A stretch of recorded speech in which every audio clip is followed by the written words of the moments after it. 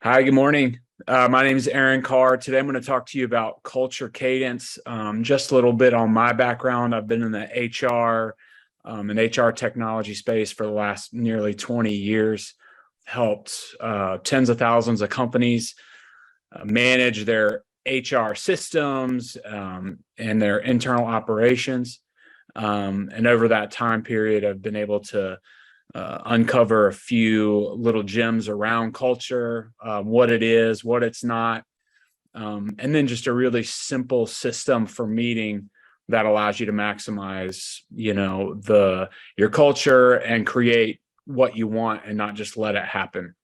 So I call this culture cadence mainly just because what I have noticed in my career is that companies just don't meet. They don't have regular scheduled meetings, and when they do have meetings, there's no structure to those meetings. They don't really talk about anything of substance. So employees show up, they want to hear things, they don't hear them, and then the attendance of those meetings just gets less and less and less until you've got a core group of 15, 20 people, maybe depending on the size of your company, that show up. Call it a percentage, 10 to 15% that show up. It's the same people and they just want to hang out. So we're going to dive into this topic, and we'll go from here. All right. So as I kind of stated, culture doesn't just happen. Culture is a buzzword right now. Everybody's talking about it. Everybody is trying to drive their culture, and very few people know what it is. It's this elusive thing, hard to pinpoint. In the last 10 years, kind of for a while they're boiled down to, hey, we do catered meals every day and we have a keg, free drinks. And so that's not the case. We all know that's not the case. Culture is kind of on a deeper level, and it's how employees engage and sort of identify with your company. So it doesn't just happen. You have to create moments. I call them moments, opportunities for your employees to really hear about the business from the people in the business. And then in those meetings, what they're doing is they're trying to connect with something. They're trying to align themselves to see if they align with the organization. And if they do, that's when the magic happens. That's when you've got people that are just driving towards these goals, and really, really cool things start to happen. So you have to create the moments. And then there's got to be a cadence to this. There's got to be, they've got to always be looking forward to the next meeting. So, you can't have one awesome meeting and then, we'll be back here in 6 months. So we're going to go into that. We're going to go into, what I believe, things that I've seen that have worked in the past. And then also what you discuss. You don't want to just meet to meet. You've got to really dig into the business, to the goals of the business, not just maybe the employees watching their department, the overall goals. And so we'll talk about that as well.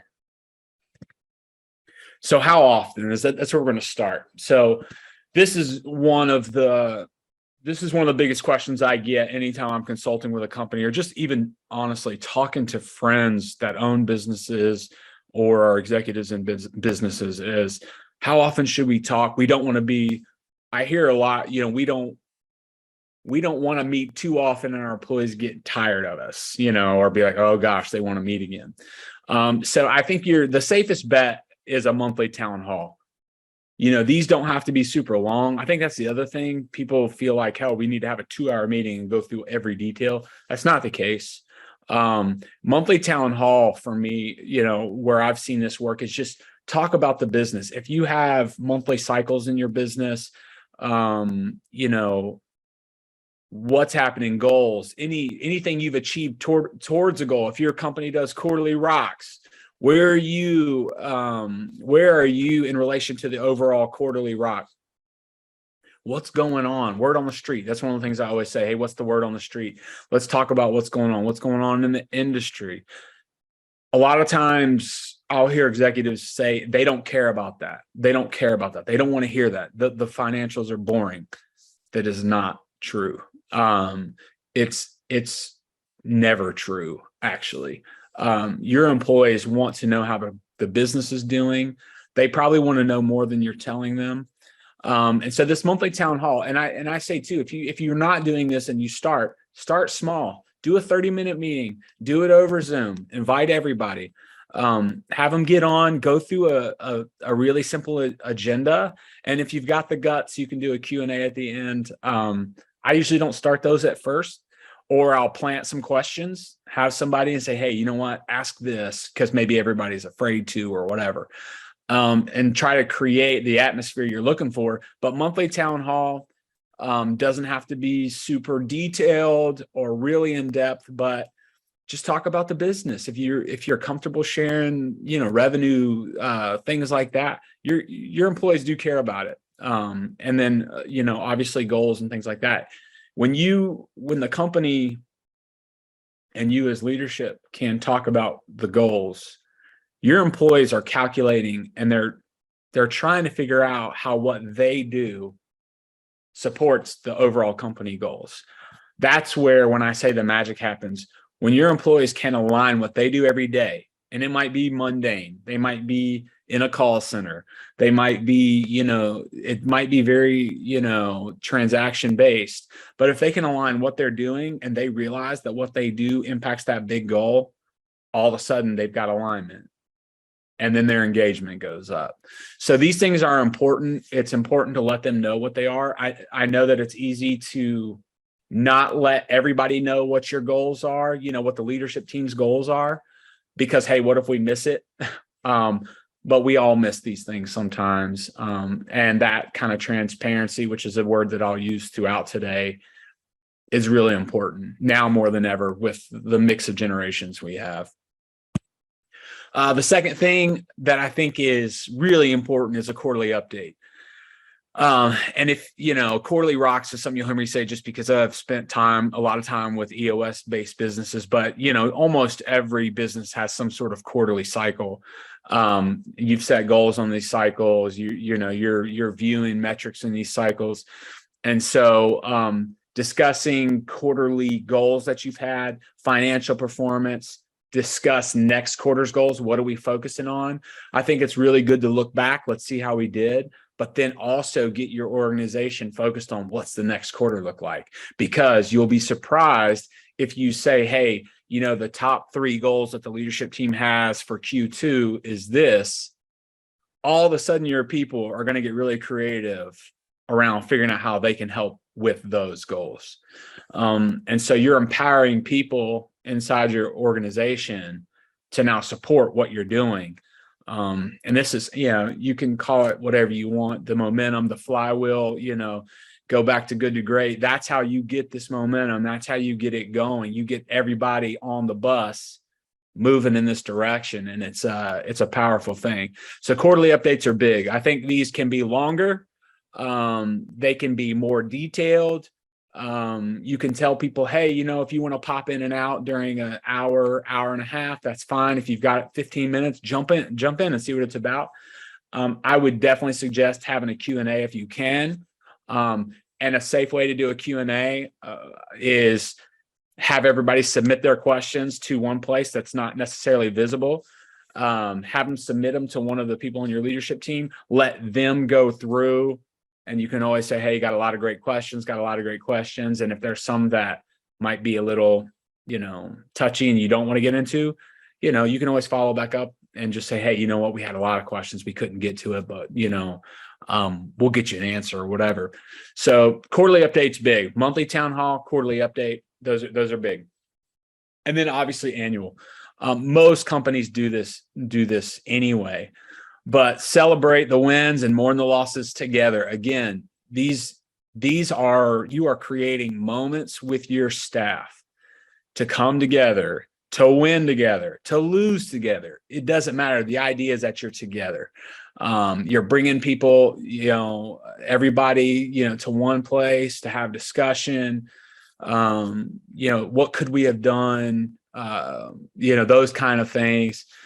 And some companies go real deep in this, and they'll do postmortem. They'll do all kinds of. They'll do deep dives and things like that. But I think an annual update, an hour.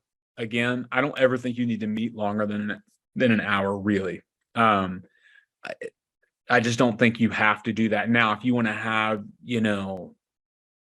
meetings after the fact or more in-depth things, I think that's something you can do.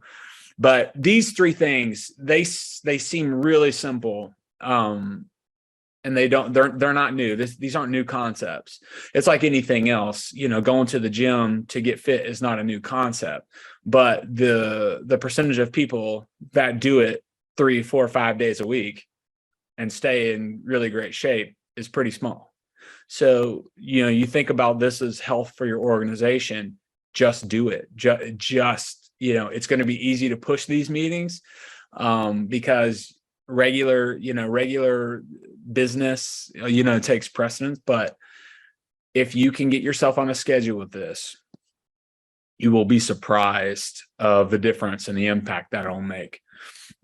The other thing I hear, so some of the things that I've seen in the past, company picnics, other events that you can have, those don't have to be business related. Quarterly community service days. This is something that I actually helped a company with a few years ago, where they just wanted to create opportunities every quarter to have a service day where they picked a place to volunteer and threw it out to their employees, and they gave them 4 hours paid time to go do this together. Again, that word together.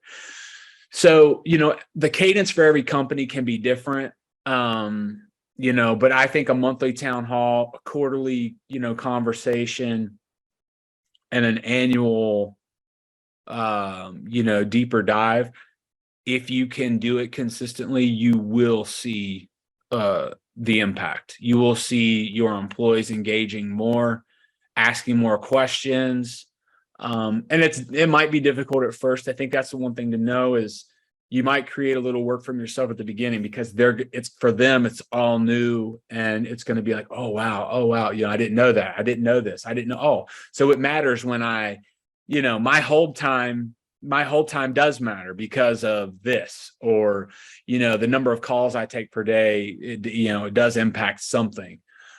So they might, all these light bulbs will go off and they might have a lot of questions, but once you get into a good groove with this, you'll get through these meetings, you'll start to look forward to the meetings, and it really does change the game.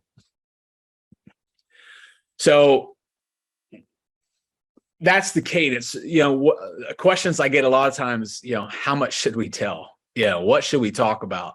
A lot of private, smaller companies or growing companies, they don't want to divulge financials. They won't, there's all these things. I always say as much as you're willing to, as much as possible. The number one and the biggest word that I could give you all to impact culture is transparency. Employees know when you're hiding things or when you don't want them to know something, and generally they figure it out anyway. I think about it from, the standpoint of, hey, the more you give, the more you'll get. So the more you're willing to tell them and bring them into that inner circle, at least with the information, the more engaged they'll be. If it's a rough quarter, they're going to try to help. And that's just, I have never seen a scenario where a company gave information, whether it be good or bad, and it negatively impacted a group of people left because, oh gosh, we had a tough quarter. I'll always remember this moment. It was 2008. It was when everything tanked. And I was in the payroll business. And back in those days, the payroll business was not profitable without the float. So the interest revenue, because you're holding, and if you've got a decent amount of companies, you're holding hundreds of millions of dollars that you're getting interest off of until pay date. So that's the whole point. You pull 2 days early, you get the float, and then you make the money, and then you go and you fund, the payrolls. So when 2008 happened, interest rates just dropped drastically. I remember going into a town hall, and they budgeted for the next year a multi-million-dollar loss for our company. And the first response was fear. I was like, oh my gosh, what does this mean? But then once they talked through it and told us what they were going to do and how we needed to respond, man, everybody rallied together, and we came out. I mean, we crushed it, actually. We beat the budget. I think there was only 1 year where we had a loss, and we were back at it. So, everybody got creative and helped. So I think be as transparent as you can. The more that you can, the more authentic you are. I say authentic because you've got a whole group of Gen Zers who, honestly, I don't understand them either. But everything is different for them. I mean, it is very feely and all those things. And even for me, where it's business, get it done. We don't need to feel about it. Let's just get it going. Let's just do it. They do. So this whole idea of being transparent and being open and honest, it means something. So just a little bonus for you.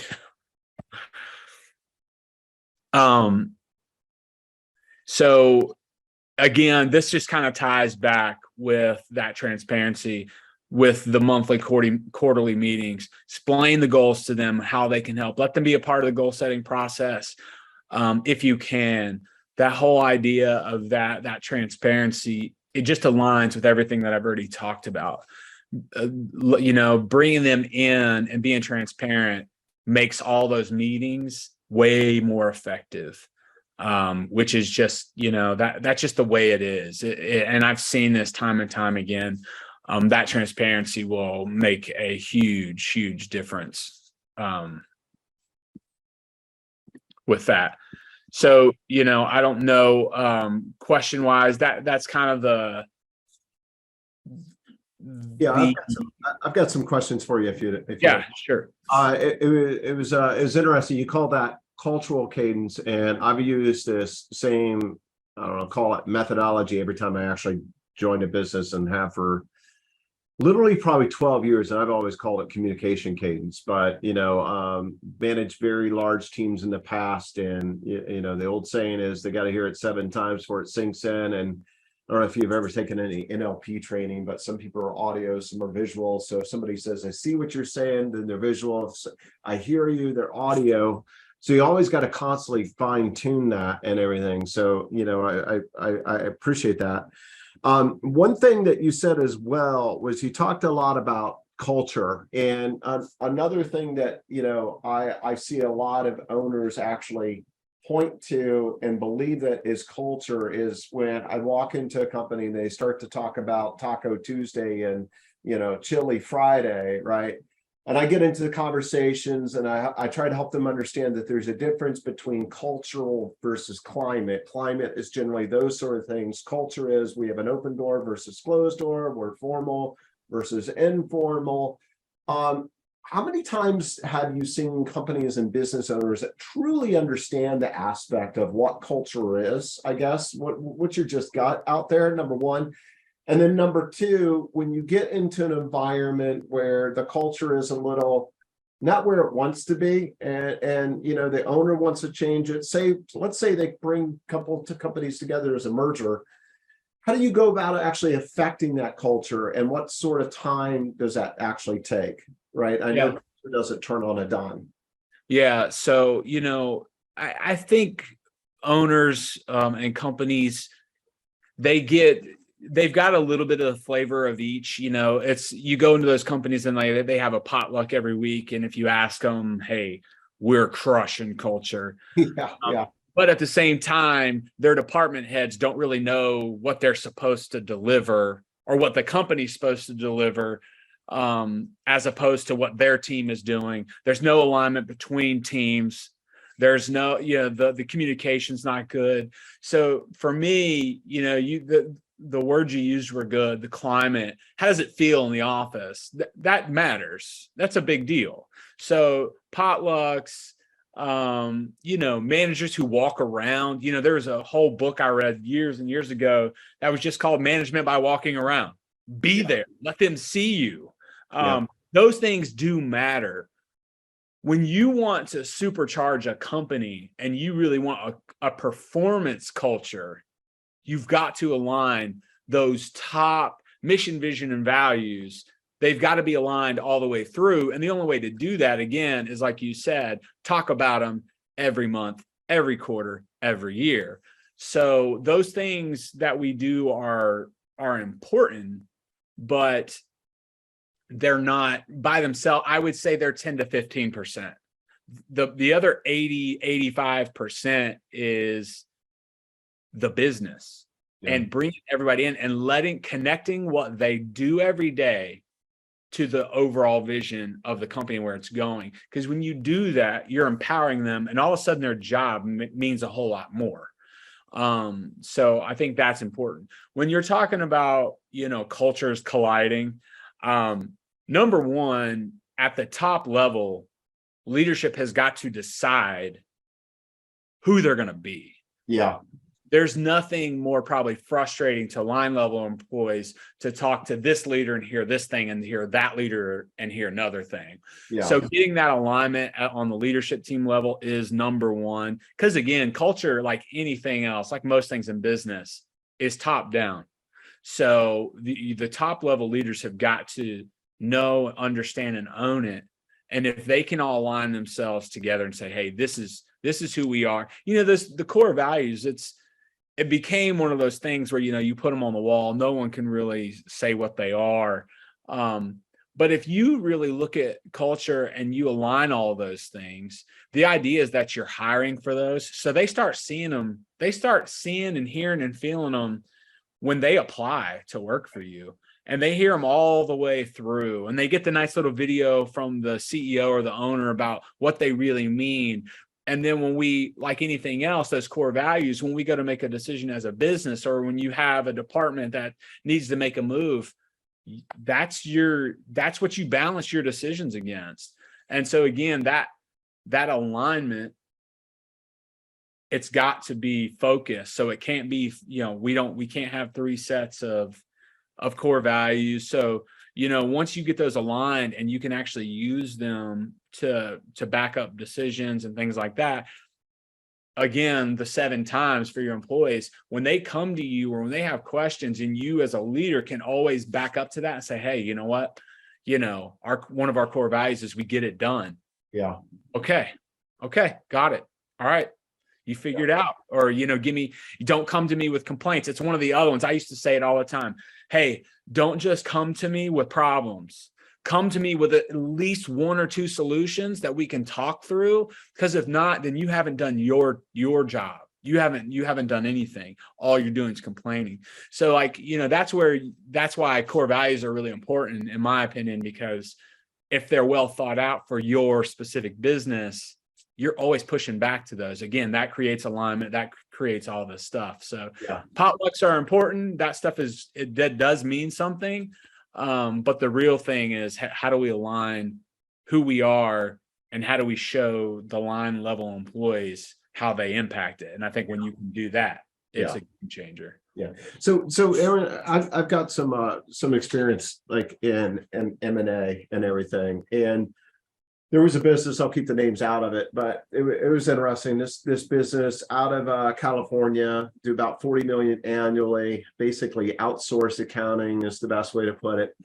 And tons of money coming in, highly funded, all that good stuff. But they did not pay attention to culture. They would go out and acquire other accounting firms and et cetera, and it just got ugly. I haven't worked with them for several years. They actually grew into a full-time position per se. But I've heard at this point they're actually the company is struggling. The CEO has since stepped down. As the company is actually struggling to stay alive. And this is a company that was on Forbes and Inc. and everything, and just taken off like a rocket ship. And, I've done a lot of studies on cultural and the impacts and the importance of it during M&A and everything. A lot of business owners, don't pay attention to that. And my point being is actually, I'm now working with another company. Two companies have come together, and one is formal and process driven and not very transparent. The other is extremely extremely transparent, loosey goosey, forget process, have fun, family oriented, all of that. And it's a little bit of oil and water. And and they brought me in right when the deal was just about inked, right? Now they're seeing all these problems, and I keep pointing to them because they want to do some additional M&A. And it's like, look, and one of the top reasons that companies fail during M&A is they don't take into consideration culture, right? So that's at the forefront going forward for any other future transactions. But my question is, and what I'm doing is I'm working with the owners and I'm doing exactly that. I'm like, I've gotten them together. So the first step is we need to put on paper, what is our future culture, right? Is it open? Is it closed? Is it formal? Is it informal? Is it, process driven or shoot from the hip? What does that actually look like?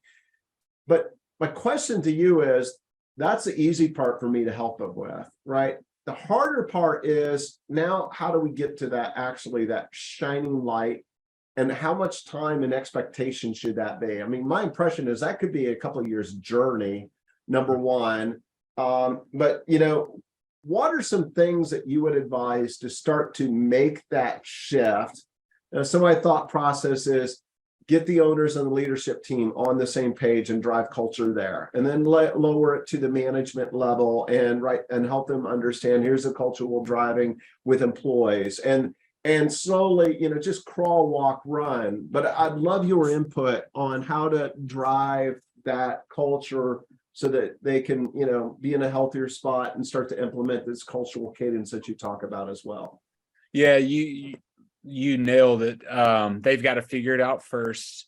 I also think, many times in the past, because I've been, in the SaaS, world, acquisitions happen all the time. And I've been many times, get some HR leadership to evaluate when you're going through your due diligence, to evaluate the companies you're looking to acquire, figure out what their culture is.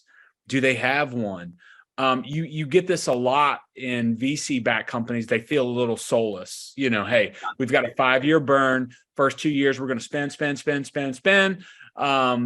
going to take a year and a half to evaluate, and then we're cutting everything before we, refinance or sell. Yeah, I worked for a Sequoia-based company. I had a board exactly.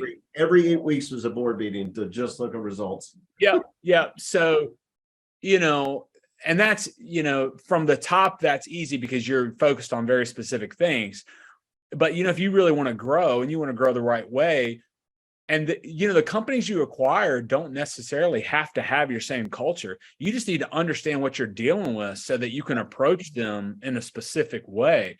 So first things first, just like you said, get everybody on the same page as quickly as possible. And my thing is if you have to lock yourselves in a room for 2 days or go off site, figure that out.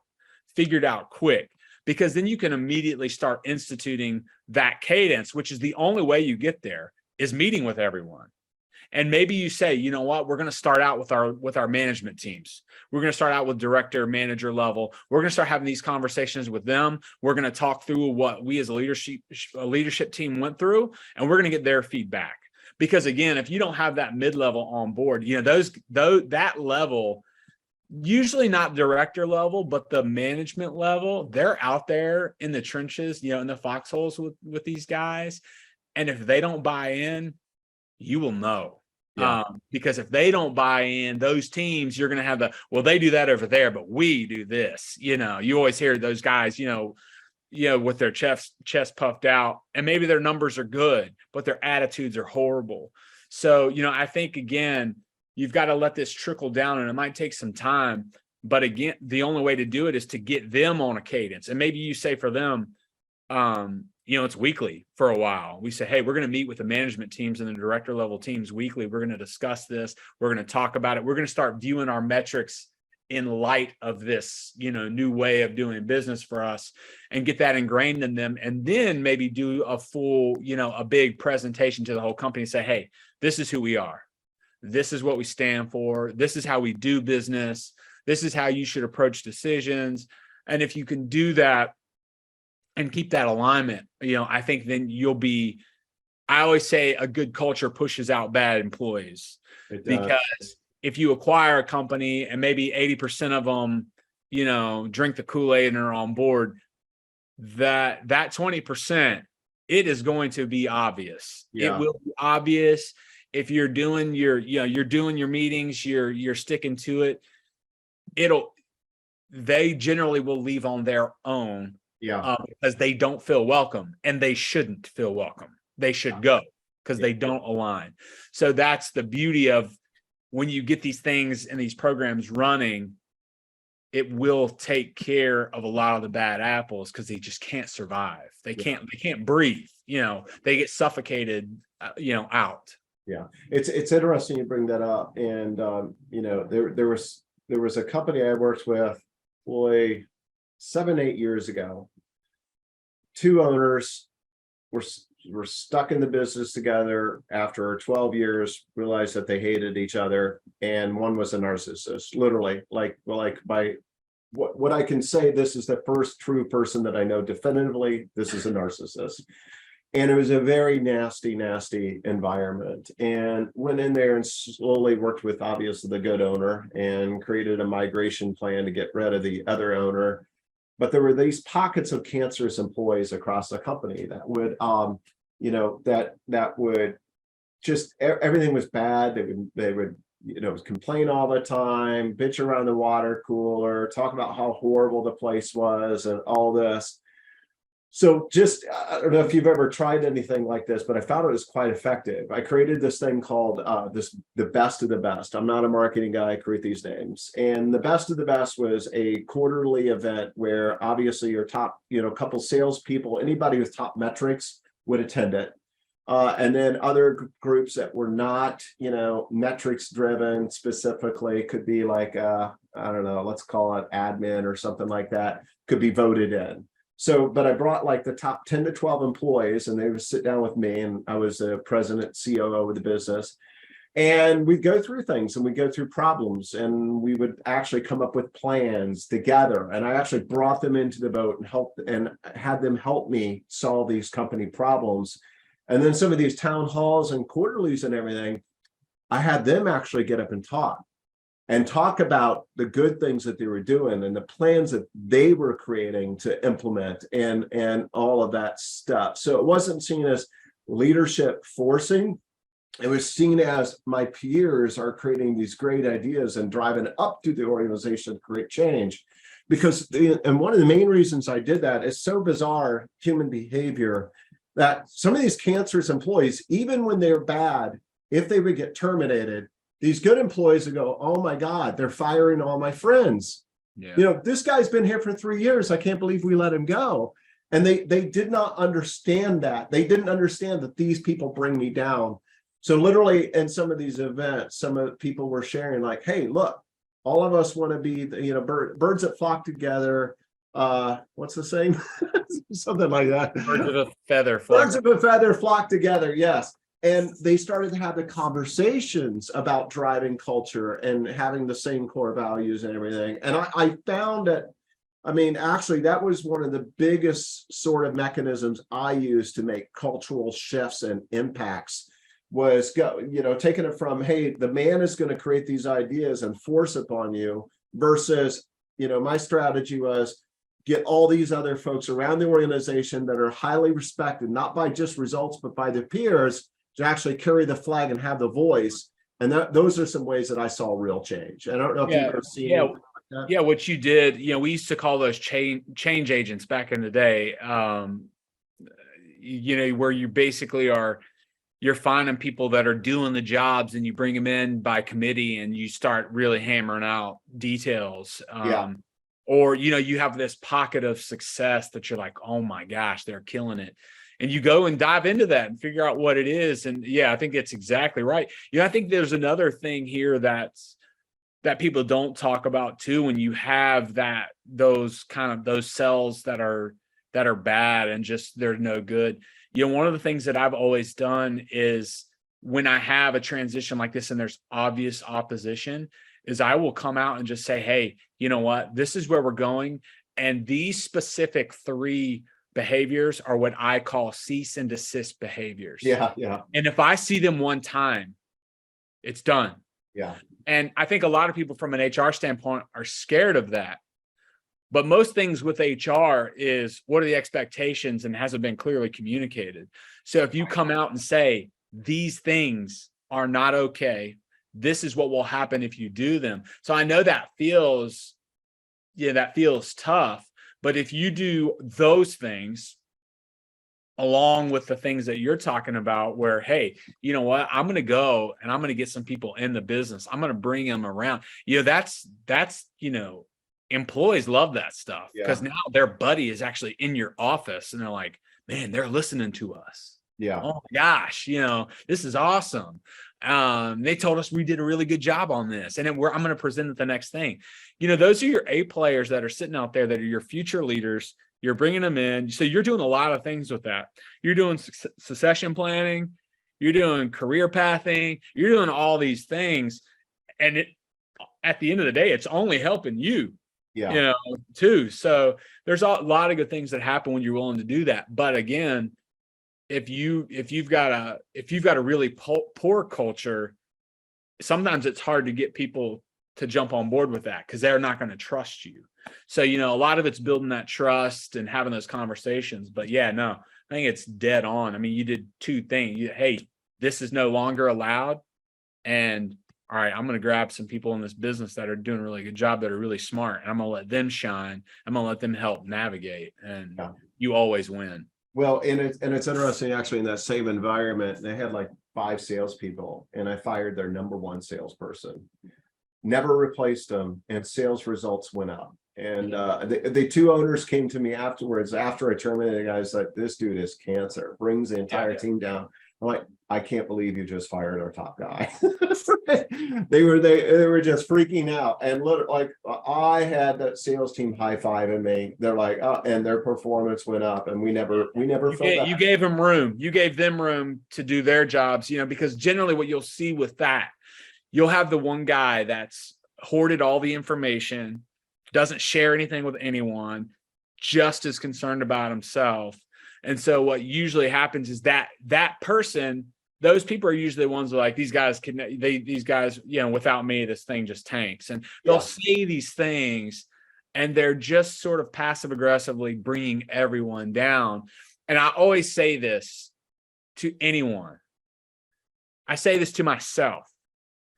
Guess what? This business goes on without you. Yeah. Everyone's like, they'll implode. This will happen. And maybe they stub their toe for a minute, but life moves on. The company survives. And, you've created an atmosphere that's the exact opposite of what you want to do. You can never take vacation. You never get to relax, because everything starts and stops with you. So, sometimes people in those situations get this inflated view of themselves. But life always goes on, and they always tend to make it. It tends to be okay. Yeah. So I'm a strong believer. You hit on transparency. I'm a strong believer in that. It's interesting, when I've stepped into companies in the past, typically the owners are very, very, very nervous about that. Like, well, I don't want them to know my total revenues or net profit or gross profit or whatever, right? And they have some reason if they don't articulate it correctly and walk people down the path. But I personally, like, if I'm working in, I call the chaos industry, which is, construction, HVAC stuff, where margins are great, sales are great, but we run around with our hair on fire, sort of company. I've seen, like, typically, like, if a lot of blue collar workers will go, oh, we're doing $10 million annually. Must be nice that Aaron's taking home $10 million a year, right? And they fail to understand that there's a lot of cost to doing business. They don't subtract the head count. They don't subtract all the vehicles, the office, all of that. They have no idea. So, but what I've, helped owners understand, and I'm curious on your perspective, and if you have any examples of poor transparency to transparency, is help them understand that without transparency, that's what they think, right? So that Right. you're the king sitting in the castle, and they're just making a meaningless wage. They don't feel like they're actually a part of this team per se. I've never seen transparency work against me, if done. Yeah. So I was curious if you have any good examples of that and some shifts that you've seen in behavior. Yeah, so that's typically like the number one thing. Hey, they're going to know how much money we make, and all of a sudden, they're going to think, again, they're taking none of the risk. So as an owner, hey, I started this company with me, and I grew it to this. But I do think, again, being transparent, if you're willing to show them bottom line, and then, hey, this is what we're doing with it. This is how we're investing back. So I think, if you just showed top line and didn't give them anything else, it would be easy for their minds to wander. Because also, if you've got a technician that makes $45,000 a year, maybe didn't graduate high school, they're not going to know how to think about this stuff. They're just going to start thinking all kinds of crazy stuff. Oh, well, he's making this. Well, no, not actually. If you actually looked at, the P&L, you'd see, hey, we made 15%, and, as a company, we put, 10 back in. So, I think with that transparency, you also have to know your audience. You have to understand, hey, you know what? I'm going to present it in a way that lets them know that we're doing well. And then this is what I always think it's great when you go through financials and you say, right, this is what we're doing. This is what want security also. Right. Yeah. Open and vague, they don't know if you're doing well, if they have a job tomorrow, if they can buy gifts for their kids or not, right? They need insights into we're winning. Is $10 million good or bad? I have no idea. We have 30 employees. So I don't know what's going on. So if you can give them that, and then I do think, and this is messing with the purse strings a little bit, but I have never seen a company go wrong with tying performance to some type of, the performance of the company to some sort of bonus, even if it's just a little bit. Yeah. Hey, the business did well, you're going to do well. And this does not have to be big dollars at all. You would be surprised how much a small percentage, makes a difference. And I'll also say almost every even small business that I've consulted with does that. So I'm sure many of you all are already doing that, but present it in that way. Hey, when the company does well, you do well. And so I just think it's a fear that I understand, of course, but in most cases it's unfounded. Most people are really happy if they can count on their job, they can count on their wage, and they can take care of their family, especially in those spaces. Many of those people don't expect to make $100,000 a year. They want to make a good wage, and they want to make, I always say a big part of even culture is it fair? Are you paying me a fair wage for a fair day's work, and I can go home and feel good about it? That's, to me, I grew up, I always say, I had a gray hair. We joked. Yeah. He was my gray hair mentor for years and years and years. He was an executive at ADP, just recently passed away, but that was what that was one of the things he taught me. Is it a fair deal? Anytime he took me to several companies with him, and he's always, he'd always end up, we'd have a conversation about money and what it was he wanted me to do. And he'd look at me and say, is it a fair deal? And if it's a fair, that's what you're looking for. You're looking for a fair deal. Yeah.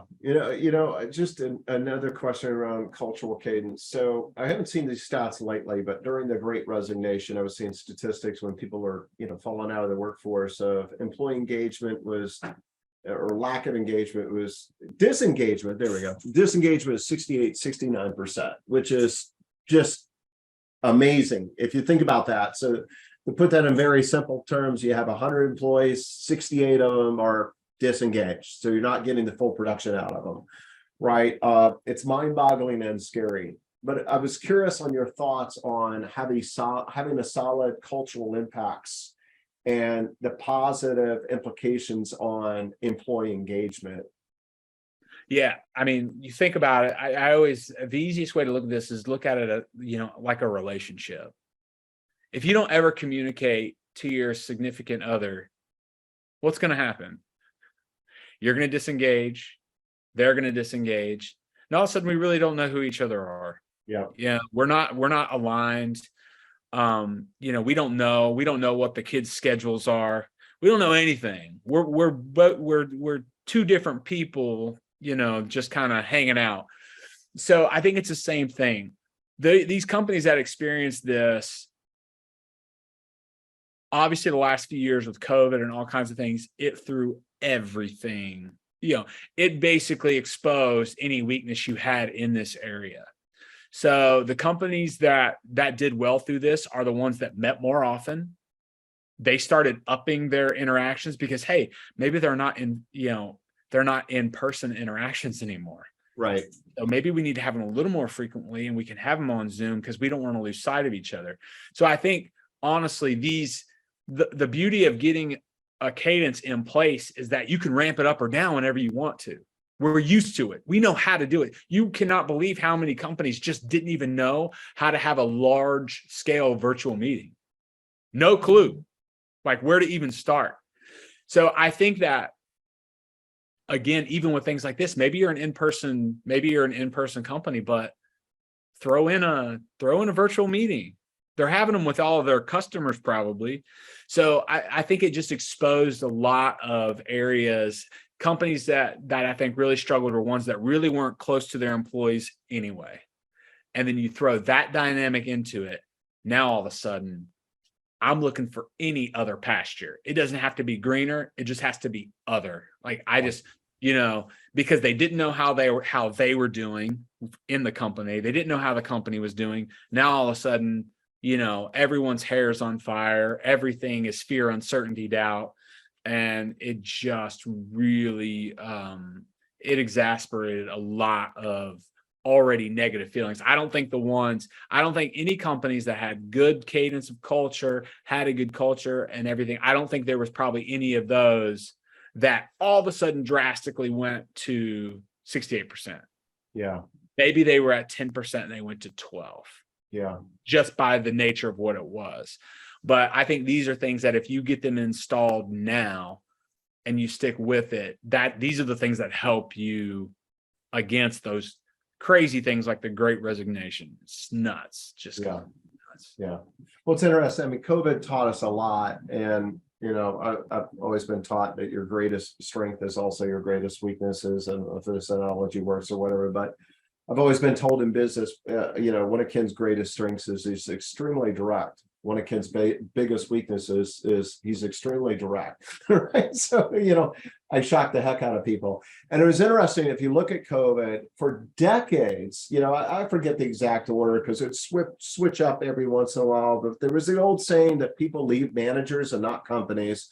And it'd always be, number one for decades, or was your manager was number one. And then, tools and things that you were provided to do your job, clear expectations, career path, and generally money was 4 or 5, right? Yeah. But until COVID, like literally one of the first times ever that I recall seeing money flip to number one. Yeah. Right. And it put every employer on their heels where, and I'm curious of your assessment of that, but mine is because the employees looked at it, they go, there is no culture here. The only reason I'm here is to make money. So why do I care about this anymore?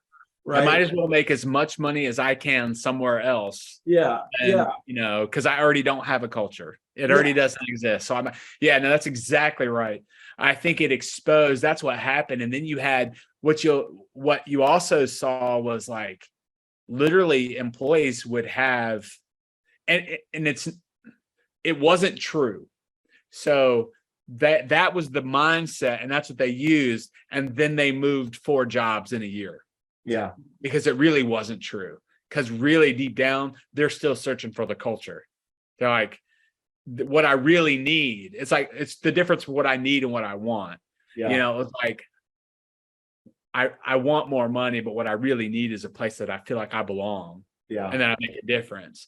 And so that's what the Great Resignation really is. It's everybody that's searching. They're going boom, boom, boom, boom. They're all over the place. They don't know. And so they keep moving around trying to make more money. And some of these wages have inflated to crazy. You know, again, the same companies now that are doing mass layoffs for the ones offering people 100% more than what they were making for a job.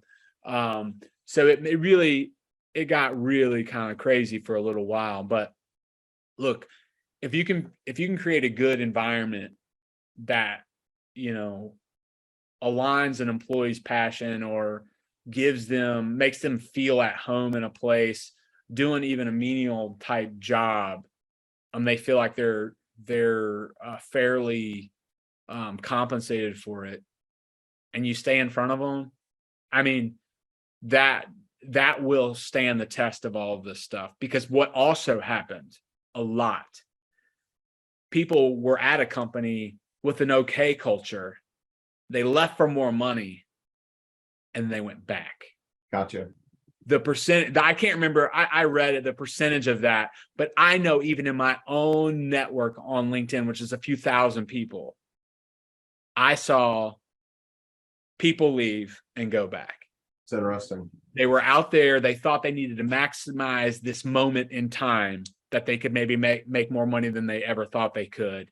They did it and they realized, no. And they went back. Yeah. They went back home. It's like moving back home.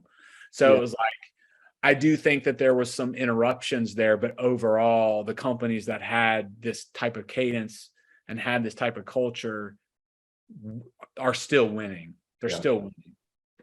Well, listen, I mean, I know that 99% of our time has been spent around cultural cadence and everything, but you interview a ton of people, being in HR, I've interacted with a ton of people. I have through my career. I joke with people and tell people it's like, I've never counted, but I bet you it's at least 1,000 people I've hired or fired. I mean, it's ridiculous. But as you're interviewing someone coming into your business, right, and trying to fit them into your culture and your cultural cadence and everything, what would you say that number one tip is for interviewing a new hire? If you would leave, every business owner, and a lot of the business owners, by the way, that we work with are 20, 30 million and below. A lot of these guys and gals, have the only experience they have is with their own company, right? So a lot of times they're not even great at interviewing or leadership or things of that nature, which is why they come to us. But if you would give them one takeaway, on top interviewing tip for a new hire, what would you do? What would you advise, Aaron? I would say focus on behavior.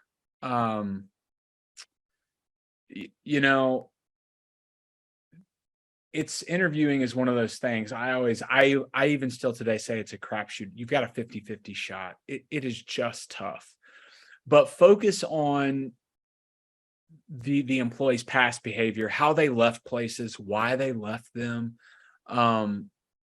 And I think if you focus more on that and you find the alignment, and again, not to sound like a typical HR guy, go back to those core values. Does their past behavior align with your core values? Because look, most of us can teach. We can teach the job. I see people constantly get caught up on, well, they don't have any industry experience. Yeah, forget that. But if you go find somebody, and I always called it fire in the belly, somebody that's ready to go, that's excited about your company. They looked up your company and they decided I would apply for a job with you. If you can focus on that past behavior and that stuff aligns, train them. I get feedback from people all the time that they went and they decided. There was one employee that they come back to and they're like, I was just on a call yesterday with somebody that I was like, my goodness, this is the perfect personality. It's perfect. She's it. You know, and I followed up with the company and I said, hey, this is a winner for you. Like, it's a winner. And, you know, the feedback is always, well, we want to find 3 or 4 people to, you know, good luck. Good luck. You can keep this going for another 4 to 6 weeks and try to find, you know, a few to compare. And I get wanting to compare, but in 4 to 6 weeks, this one's gone. Yeah. So focus on that behavior, on that feeling of the interactions.